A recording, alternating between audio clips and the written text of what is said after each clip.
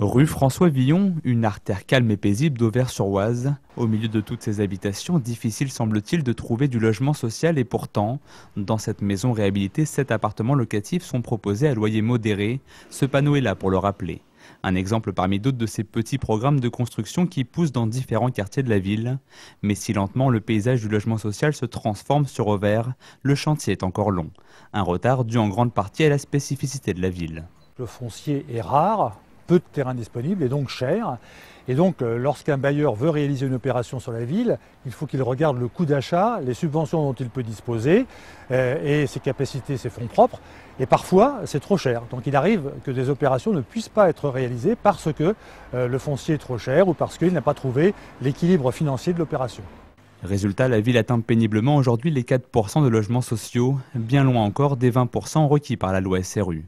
Pour cela, Auvers-sur-Oise doit construire pas moins de 440 logements supplémentaires. Difficile mais pas impossible selon Jean-Pierre Becquet. Preuve de sa bonne volonté, ces derniers mois, la ville a d'ailleurs accéléré ses constructions. 9 appartements par-ci, 6 autres par-là. Au final, une centaine est en cours de construction, 100 autres en préparation. Des efforts que le maire aimerait voir partagés par l'État. Pour qu'un bailleur social puisse avancer, il faut que chacun puisse l'aider, le département, la région et l'État. Je rappelle quand même que le logement, c'est d'abord une compétence de l'État.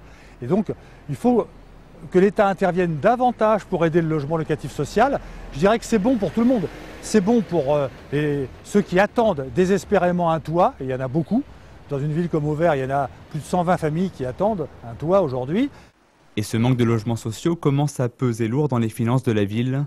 Bien que depuis 2006, Auvers-sur-Oise, avec ses terrains en zone rouge, ne paye plus de surpénalité. Chaque année, les amendes pour non-respect de la loi SRU s'élèvent tout de même à un peu plus de 50 000 €.